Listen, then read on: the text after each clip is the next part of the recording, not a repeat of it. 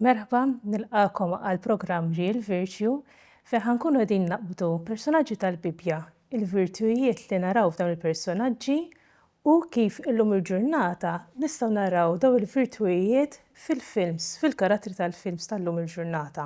Jien Debora Ebejjer. Jien Father Brendan.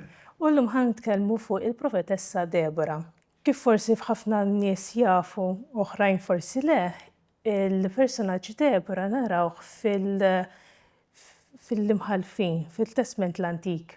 Fejn hawnhekk kien żmien pjuttost kaotiku, fejn m'hemmx leader partikolari tal-Lut, naraw ħafna leaders li jgħidulhom judges, imħalfin. U din il-profetessa narawha l-ewwel darba persuna bi 3 titli.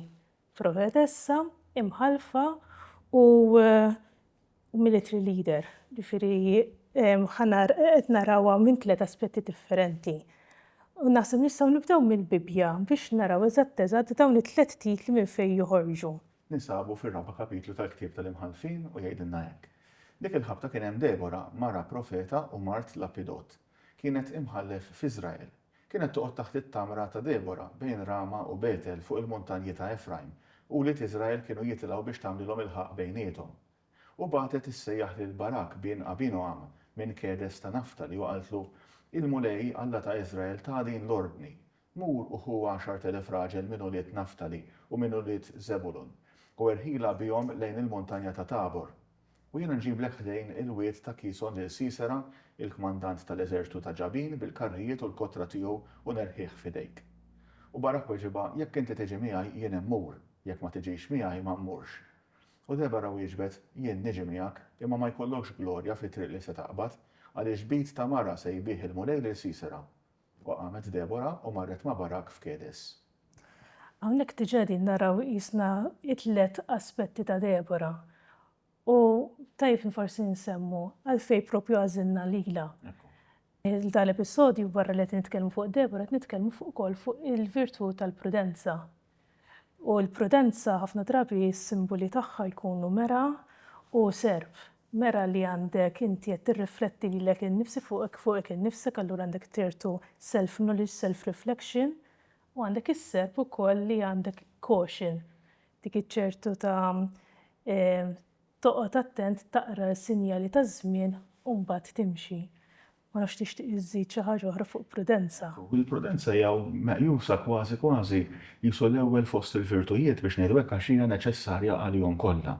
Għax il-prudenza mhux sempliċement li inti naf toqgħod attent, prudenza meta qiegħed fit-triq pereżempju, imma l-prudenza għal inqas il-mod kif tispjega l-Knisja fil-Katekiżmu hija dik il-virtu li permezz tagħha inti tapplika l-erf. L-erf huwa don ta' Alla u don tal-Ispiritu Santu. Imma inti tapplika mbagħad għaċ-ċirkostanzi reali, għaċ-ċirkostanzi konkreti biex inti f'dawk iċ-ċirkostanzi se jekk ikunu ċirkostanzi normali, ma anke jekk ikunu ċirkostanzi ta' diffikultà, inti tkun tista' taħdem biex ngħidu hekk skont ir-rieda tal-Alla, ġifieri tapplika r-rieda tal-Alla f'dawk iċ-ċirkostanzi għall-ġid tiegħek, għas-salvazzjoni ta' dawk ta' madwarek, ġifieri hija b'dak il-mod. U għalhekk anke kif semmejt inti iva allura hemm element ta' riflessjoni li inti mhux taqbad u tfajjar l-affarijiet, mhux taħdem b'mod istintiv biss. Imma li inti tirrifletti u tara x'inhu l-aqwa outcome anke skont iċ-ċirkostanzi. L-element anke tas-serb interessanti għax fid-dinja l-qadima kienu jaħsbu li s-serb kważi lest jitlef kull parti tiegħu nifsu basta jsalva rasu. Għax jekk jisalva rasu he lives to fight another day biex ngħidu hekk. Allura kellhom l-idea anke Ġesu stess jgħid tridu tkunu safri bħal ħamim u għaqlin bħal srib. Jiġifieri Ġesu juża din l-image ukoll meta jitkellem fil-paraboli tiegħu dwar id-dixxipli tiegħu li ċertament iridu jkunu safja fis-sens li jkollhom intenzjoni tajba, ma jfittxux il-ħsara ta' ħaddieħor, eċetera, imma jaħdmu b'intelligenza, jaħdmu bi prudenza u allura hemmhekk imbagħad qishom ifittxu l-aħjar outcome fiċ-ċirkustanzi li jkunu fihom. U hawnhekk diġà Debora fil-passaġġ li qrajna diġà tip ta' turi wkoll it-tipi differenti ta' kif inti tista' tkun prudenti. Għax inti li tkun prudenti kif qed sew għandek ċertu livell ta' dak li bl-Ingliż ngħidula wisdom u mhux cleverness se ngħidu hekk. Li forsi toħroġ iktar anke fis-sens ta' meta qed taraf li hu bżonn li jmorru għall-gwerra, qed taraf li ma tistax tmexxi ma tgħid lill-barak biex imur, imma ma kienx imkabra mbagħad li tipo meta hu qal ma niflaħx immur jiena tgħidlu mela ħanoħodhom jien bħala Debora, imma qalt li nmur miegħek, niġi miegħek, allura hemm dak is-sens ta' akkumpanjament. U dak is-sens ta' akkumpanjament hemmhekk toħroġ ukoll l-erf. Iva, u naħseb li dan huwa punt importanti ħafna x'meta nitkellmu dwar il-prudenza li kif qedna hija l-erf applikata għal ċirkostanzi konkreti, jikkontrasta ħafna mal-bqija tal-kaos li semmejt inti fil-bidu li jirrenja f'dak iż-żmien qegħdin fi żmien mela għax forsi anke il-viewers tagħna tgħinna li nżommu qudiem għajnejna mela hawnhekk qegħdin fi żmien bejn li l-ġens tal-Ebrej daħal fl-art imwiegħda. Imma qabel ma jiġu slaten. Slaten by their very nature iġibu konsistenza, iġibu għandek saltna maquda u għadwara kulħadd għandu point of reference f'dak is-sultan. Nafu s-sultan Sawl, is-sultan David, is-sultan Salamun u l-oħrajn. Imma f'dak iż-żmien isu kien hemm żmien ta' kaos fejn it-tribujiet għadhom qed isibu lilhom infushom, għadhom qegħdin ukoll jiġġieldu ma' tribujiet li kien ta' qabilhom, qegħdin jaraw anke drawwiet ta' tribujiet l-oħrajn u allura kultant isu jittieħdu minn dawk id-drawwiet ukoll. U fil-fatt waħda mill-frażijiet li toħroġ ħafna fil-ktieb tal-imħalfin hija kulħadd kien jagħmel dak li kien jidhirlu tajjeb fil-fehma tiegħu.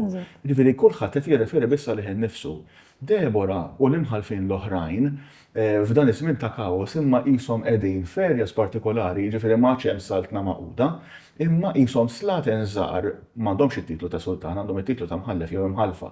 Imma li they are tapping into the wisdom of God, jiġifieri b'xi mod qisek għandek tank kbir madwarek għandek ħafna ilma velenus biex ngħidlek ilma maħmuġ. Imma inti għandek tank ta' ilma safi li inti you can tap into it u allura qed issostni lill-poplu ta' madwarek. U għalhekk il-profetessa Debora tagħmel dan ir-rwol li hi fost il-kaos ta' madwara hi tista' tagħti din lajn ta' erf ta' Alla anke għas-salvazzjoni tal-poplu. U kif qed ngħidu ovvjament aħna dom il-ġurnata hija virtu anke li nfittxu l-paċi u dan l-affarijiet. Imma l-imħallef ta' dak iż-żmien kien ikun jaf ukoll wasal il-mument li għandna bżonn niġġieldu. Jiġifieri għandna bżonn anke naqbdu l-armi biex niddefendu lil nfusna. U xi ħaġa forsi għadna ma tappjajniex sew f'Debora huwa t-titlu li nafuha, Profetessa Debora. Kemm darba nisimgħu profetessa ma fil-verità xi tfisser. Ma nies jaħsbu li l-profeti huma dawk li jaraw il-futur. Qisu għandhom xi badun tal-kristall u allura jaraw il-futur fih li mhuwiex hekk. Jiġifieri hemm momenti fejn il-profeti isemmu isma' din il-ħaġa ħad tiġri fil-futur imma għax huma qed janalizzaw is-sinjali ta' żminijiet, jiġifieri qed jaraw iċ-ċirkustanzi li għandna llum. L-imġiba tal-poplu jekk jiex skont ir-rida tal-Alla, skont dak li Alla qed juri u jżejjen bil-providenza tiegħu u bil-prudenza ta' dawk li jisimgħuh. Jew inkella jekk le. U allura l-profeti biex ngħidu hekk jiżnu u jarblu l-imġiba preżenti imma mbagħad ovvjament ħajdulek imma ħajkun hemm il-konsegwenzi. Jekk inti ħadd itbiet minn Alla u ħadd itbiet mir-rida tiegħu dawn huma l-konsegwenzi. Military defeats ħadd ittieħdu fl-eżilju u dawn l-affarijiet l-oħrajn. U din naħseb importanti nifhmu għax inkella jekk naħsbu li huma biss jgħidu l-futur. Allura kważi ssir xi ħaġa ridikola, jiġifieri tin in-numri tal-lottu pereżempju. Imma fir-realtà huma jarblu r-realtà preżenti biex lil poplu jiggwidaw. Jaqraw dak li ngħidu s-sinjali ta' żmienijiet. Eżatt. U jiena lija meta niftakar chaos li taqra li tkun qed takkumpanja għal dak li jkun. Dejjem jiġu nifhmuh ir-realtajiet li aħna naraw ħafna fil-films tad-distopja fejn ħafna drabi jkun hemm jaqbdu xi ħaġa li xi kunċett fi dawn it-tip ta' films u dawn it-tip ta' kotba li jieħduha to an extreme u fejn naraw soċjetà li hija mifruda li hemm xi ħaġa milli aħna naħdu for granted mitlufa u f'dan il-każ naraw fil-film Fahrenheit 451 ta' 2018 fejn il-firemen m'għadhomx dawk in-nies li jitfgħu in-nar imma dawk li qabdu n-nar. U bħalma rajna fi gwerer bħal tieni gwerra dinjija f'Nuremberg Fires qabdu xabak kotba u għadin jaħarquhom. Għalfejn hija daqshekk preokkupanti meta wieħed jaħraq il-kotba. inti taħraq il-kodba inti qed tinsa qed tnessi lis-soċjetà il-memorja kollettiva ta' pajjiż, ta' ġens, ta' komunità. Qed tneħħi wkoll is-sens ta' identità ta' ċertu nies, ċertu tradizzjonijiet, u għalhekk kienet daqshekk diffiċli u preokkupanti meta saret fit-tieni gwerra. U din hawnhekk fil-Fahrenheit 451 li wieħed tajjeb ikun jaf li hija il-temperatura li tinħaraq il-karta, naraw kemm huwa preokkupanti meta wieħed ma jaqrax. Meta allura meta m'għandekx aċċess għal knowledge, wieħed jista' jiġi manipulat verament faċli. U f'din il-klip li qegħdin naraw l-ewwel karattru li nistgħu nintroduċu tas-sinema hija Clarice qed titkellem ma' Montag u fejn qed tgħidlu inti qatt rajt il-kodba li inti ħraqt. Kważi sa qed issaqsih inti taf għalfejn qed taħraq, taf x'inti taħraq. U dik li hija wafqitu milli jaħseb fuq xi ħaġa, jaħseb għalfejn qed jagħmel oġġett, qed tgħin ukoll jaqra s-sinjali ta' żminijiet. U li kważi sa she awakened him u beda jirrifletti hu. Bħal kif konna qegħdin ngħidu Deborah bħala profetessa, bħala r-rwol ta' profetessa, takkumpanja bħalma għamlet il-Barak għal deċiżjoni, ma fl-istess ħin qed timxi miegħu hawnhekk fil-self-awakening ta' huwa qed jirrealizza x'inhu huwa jagħmel. You're just like Beatty. I'm not like Beatty. Everyone has a master. Not me. You spy on me, but you never do anything. Why do I always make you nervous? You don't. When I see you burning up Eel's lives, you don't look nervous. That's because I'm very good at my job. Have you ever thought, even for 1 second, why you do what you do? Fil-fatt iktar quddiem mbagħad tal-film naraw li huwa saħansitra jsaqsi lill-computer tiegħu personali jekk Benjamin Franklin min kien. U skont din il-verżjoni kien l-ewwel fireman, l-ewwel li qabad in-nar. Iva, u allura dan ir-rwol li naraw fi Clarice ma kif qed naraw f'ħafna, ovvjament fuq livell ta' letteratura hemm ġeneru sħiħ ta' dystopian future biex ngħidu hekk x'inhu dystopian li inti tħares il-qudiem lejn il-ġejjien imma ma tarax affarijiet sbieħ. Dystopja hija l-kontra ta' utopja biex ngħidu hekk, jiġifieri li inti għandek min ħares lejn il-futur jgħidlek li kollox ħajkun tajjeb ta' u ħansibu l-problemi kollha l-ambjent. Id-dystopja hija differenti. U fl-istess ħin allura id-dystopian novels u dystopian films huma dawk li jixelu bozza biex ngħidu hekk fuq realtajiet li ħafna drabi narawhom fina nfusna. Għax jekk inti taqbad Fahrenheit 451 1984 u dawn l-affarijiet oħra fil-films oħrajn ibbażati fuq kodba, allura ħatara realtajiet tagħna llum imma li huma proġettati fil-kobor u x'jistgħu jkunu l-konsegwenzi tagħhom. U llum il-ġurnata mhijiex daqshekk il-bogħod meta narraw il-veritajiet mawġin. Għax hekk naraw kemm is-social media kif ukoll anke l-media in ġenerali kemm huwa faċli id-dissemination of wrong information u li anke bil-AI nibdew nemmluha iktar u iktar tgħid di vera ġrat jew le. U anke l-periklu meta inti minflok anke jkun hemm dialogu seren anke bejn nies li ma jaqblux, allura mbagħad insiktu dik li tissejjaħ il-libertà tal-espressjoni, il-libertà tal-kelma, u allura effettivament fil-Fahrenheit 451 qegħdin jinqerdu l-kotba u bħalma ġraw diversi drabi matul l-istorja tal-bniedem mhux biss fil-Ġermanja Nazzista manka f'mumenti oħrajn fejn inti qiegħed jew taħraq il-kodba jew taħraq dokumenti. Anke l-arti. Imma tista' wkoll inti issikket il-bniedem punt jew ieħor issa jew biċ-ċensura jew inkella bil-liġijiet li jmorru kontra l-libertà tal-kelma saħansitra bil-qtil għax inti ssib skondu l-messaġġ tiegħu. Mentri hemmhekk allura ir-rwol anke tagħna, nitkellem anke bħala nies ta' fidi hija li aħna bħal Deborah nakkumpanjaw lil dak li jkun biex aħna b'mod raġonevoli, b'mod ta' anke rispett, imma nippruvaw nifhmu u napplikaw ir-rieda tagħna fiċ-ċirkostanzi tal-ħajja tagħna. U bħal Clarice tista' ssir kważi one to one. Imma mbagħad għandna karattru ieħor fis-saga kbira ta' Star Wars fejn narraw il-Padmé li hija persuna pjuttost politika. Kemm meta kellha 12 sena bdiet bħala reġina, imbagħad qalbet bħala senatur. U Star Wars jekk tneħħi minnu l-politika, onestament neħħejt kważi kollox. Meta ma tadħlux element ta' politika, anke il-film stess ħadaq. Irridu ngħidu naqra li fejn tidħol il-karattru ta' Padme hija t-triloġija mhux l-oriġinali biex ngħidu hekk imma dik li ġiet wara. Imma waħda mill-kritiċi li kienu saru għalija li kienet iktar politika milli azzjoni. Azzjoni kien hemm, okej. It-tieni film. Eżattament. Imma fil-fatt hija neċessarja wkoll għax qiegħda tagħti grounding ukoll għal dan l-univers u x'wassal għal konflitt li inti mbagħad tara f'dik li hija triloġija oriġinali mbagħad eċetera. Imma Padme ukoll hija vuċi ta' raġuni f'dan kollu.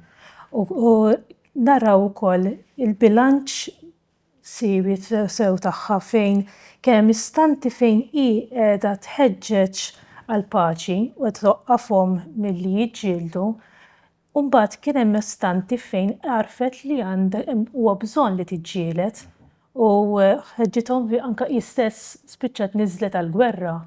Allura naraw dak il-bilanċ li iva meta aħna ngħidu kemm jista' jkun ma tiġġielidx, kemm jista' jkun ma timurx għall-gwerra x'għandek it-telfin tal-ħajja, imma x'kultant tipproteġi wkoll dak li huwa l-qalbek. U fil-fatt din naraw anke fl-istorja tal-bniedem semmejna l-Ġermanja Nazzista, it-tendenza l-periklu jkun li għax inti tista' titkellem dwar paċi u li taħdem għal paċi, imma tista' titkellem ukoll dwar appeasement fejn jiena inċedi l-armi u nħalli lil ħażin jirrenja. U dik mhijiex skont la l-valuri skritturali u laqqas il-prudenza fil-ħajja ta' kuljum. Jiġifieri il-lider ta' veru huwa kapaċi, hija kapaċi jarfu il-momenti fejn verament nistgħu nikkultivaw il-paċi, imma wkoll hemm momenti fejn aħna rridu niddefendu dak li huwa l-iktar għażiż għalina. Ovvjament ħadd ma jkun jixtieq jibda bl-armi, ħadd ma jixtieq jibda bil-gwerra, u hawnhekk qed nitkellem mhux neċessarjament fuq gwerra u armi fiżiċi ta' esplużjonijiet, bombi u dan affarijiet, imma anke li jiena nkun kapaċi anke nerfa' leħni u ngħid din mhijiex tajba għas-soċjetà tal-lum. Jiġifieri mhux sempliċement qisu dak ir-relattivizmu li wissewna dwaru l-papiet li ta' dawn l-aħħar 20 ta' snin li qisu kollox jgħaddi, kull verità hija ugwali għal oħra, eċetera. Imma li inti mbagħad irid ikollok ukoll valuri li inti tgħid dan tajjeb, dan mhuwiex tajjeb. Ħanejda b'rispett, ħanejda mhux b'impożizzjoni, imma ħanwassala din il-verità b'imħabba. Issa ħafna drabi anke forsi f'moħħna meta aħna ngħidu ġlied kif qed inti, aħna niftakru anke gwerra, naħsbu l-gwerra, naħsbu l-armi u affarijiet hekk. U anke li ħajoħdulna tipo l-libertà dejjem naħsbu li ġejjin bil-gannijiet. Mentri f'dej il-klipp hawnhekk naraw fejn Padmé qed twissi li jekk ma jgħaddu ċertu liġijiet, il-Repubblika li għandhom ħad ispiċċa tinqaleb f'dittatorjat. Galactic Empire for a safe and secure society.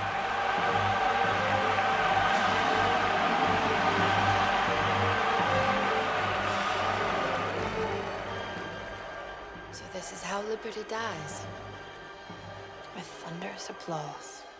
U fil-fatt mbagħad hemm klipp oħra fejn actually tgħaddi dik il-liġi u tispiċċa fil-fatt tgħidlek so this is how liberty dies with tremendous applause.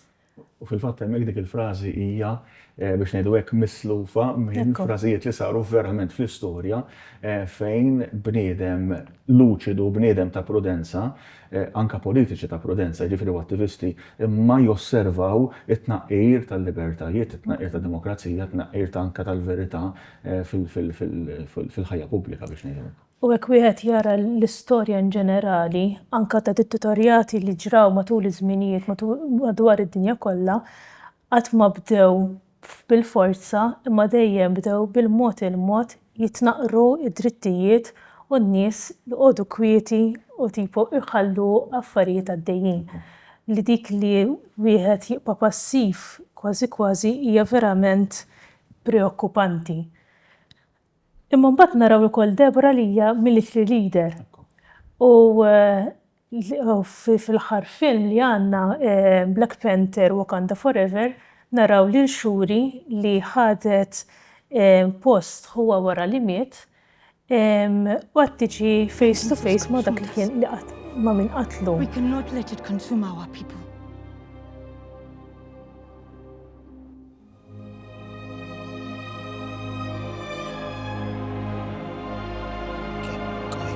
U kważi hawnhekk qegħdin naraw jekk għandix toqtlu u tuħu l-vendetta dik li ilha ma fil-film sħiħ prattikament għandha qaċċa liha jew inkella twaqqaf il-vjolenza għal ġid tal-nies li hi qiegħda tmexxi.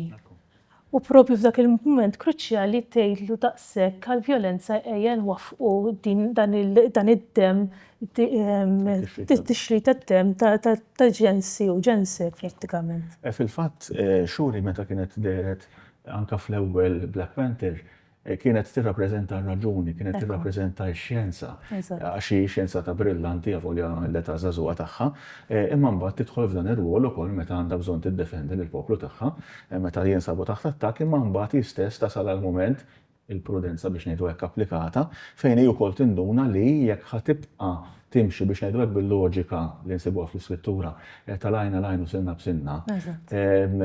Li interessanti għax l-għajna l-għajn u sinna b'sinna oriġinarjament kienet ingħatat biex ngħidu hekk bħala prinċipju biex ukoll trażżan l-istint vjolenti, inti tajjart li sinna ma noqtlokx, sinna nista' noħodlok mhux noqtol lilek, imma mbagħad bdiet tiġi applikata għal ċiklu ta' vjolenza li ma jispiċċa qatt. Biżżejjed naraw l-aħbarijiet aħna u kemm għandek konflitti li jibqgħu minn ġenerazzjoni għall-oħra għax inti qtilt il-missieri mela jien llum niġew noqtollok il-tiegħek u dawn l-affarijiet.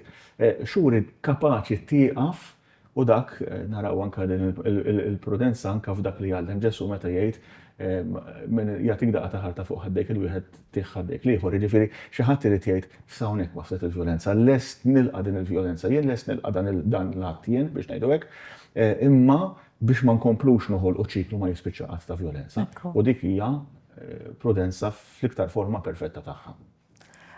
Li hemm sabiħ li f'dawn it-tliet karat li għadna kemm semmejna joħroġ verament it-tliet titli ta' Deborah. Għandek Deborah li hija il-profetessa li narawh fl-akkumpanjament ta' Clarice Montag, għandek il-Deborah li mħalfa li ħareġ sabiħ f'Padmé u għandek il-Deborah li il-military leader fil-Shuri. U f'dawn it-tlieta kważi tista' tara anke l-virtù tal-prudenza. Għax kif għedna l-prudenza hija l-kapaċità li wieħed jimxi bl-erf, l-erf li huwa don ta' Alla dejjem, imma f'ċirkostanzi konkreti. U allura f'ċirkostanza dik il-prudenza tista' tgħidlek hawnhekk tista' issostni l-paċi, f'mumenti oħrajn ħa tgħidlek olli leħnek u tkellem kontra l-inġustizzja, tkellem kontra l-ħażen.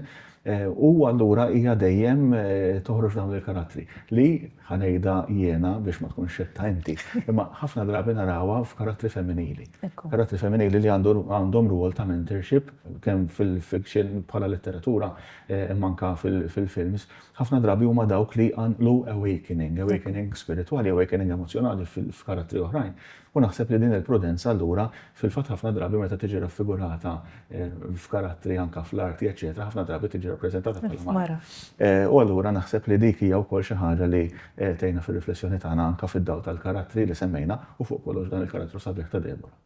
U jiena li huwa sabiħ li meta tkun qed tara films avolja mhux neċessarjament ikun dak li jkun il-lan tad-direttur imma daw il-virtujiet dawn it-talimiet xorta wieħed jista' joħodhom minn hemmhekk. Prattikament dak huwa l-programm li qegħdin nagħmlu hekk hawnhekk fejn aħna naraw dawn il-films u naqbdu dawn l-ispunti fejn li wieħed jista' xorta jitgħallem minnhom illum il-ġurnata minn dawn l-istejjer tagħna tal-lum. Għamlu appuntament magħkom għall-programm li jmiss, insellmulkom.